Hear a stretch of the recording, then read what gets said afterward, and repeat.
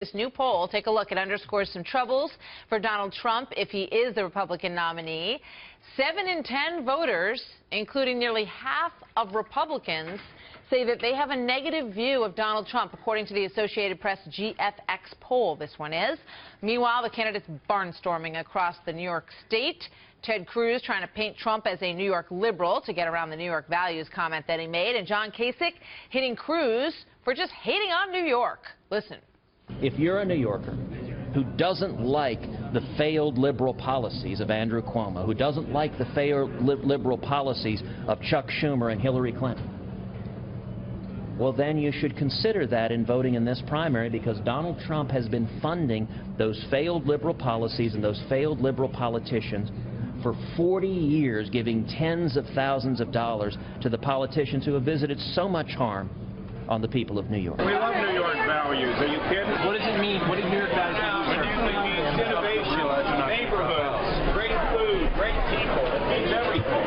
That's a pretty good answer right there. 95 Republican delegates up for grabs in 11 days when New York holds its primary. John Roberts is on the road, but not now because he is live in studio here in New York. Nice to see you. Nice to not be at where it's raining today. Well, I'm sure you appreciate that, as do we.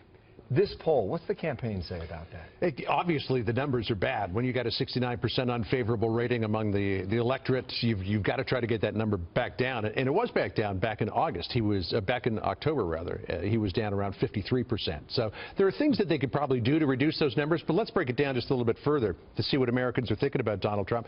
83% of people say he's not civil. 80% of people say he's not honest.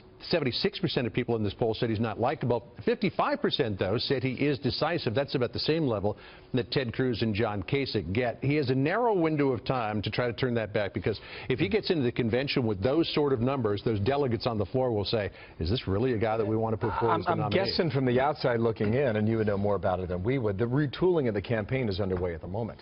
And there is less time at the big rallies, as we saw the other night at Bethpage, Long Island, New York.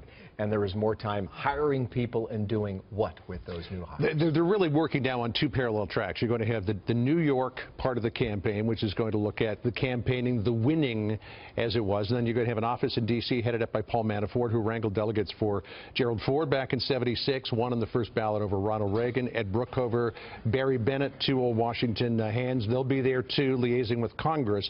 They will handle the delegates. One thing to win, you've got to hang on, though, Bill, to what you win. And that's what they'll be tasked with.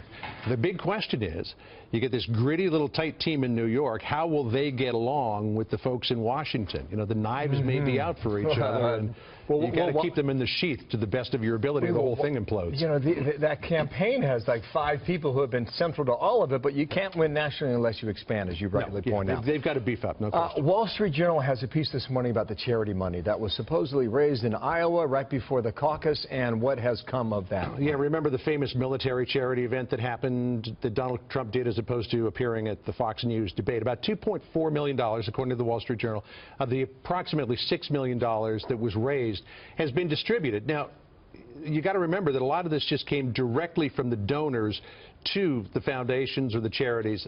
Fisher House Foundation, for example, which, full disclosure, my wife sits on the board of, received $115,000 from that event, not necessarily from Trump, but from the event. Dave Coker, who's the president, said that America is a grateful nation. They're always grateful when people support the troops. But the Trump campaign, now pushing back just against the very notion that something untoward may be going on. Hope Hicks telling me this morning, quote, if the media spent half as much time highlighting the work of these groups and how our veterans have been so mistreated, rather than trying to disparage Mr. Trump's generosity for a totally unsolicited gesture for which he had no obligation, we would all be the better for it. Basically, the Trump campaign saying he has raised millions of dollars for veterans, but rather than being thanked for it, he's being attacked for it. But no good deed goes unpunished. We will see where that goes. And Kira gets a shout out today.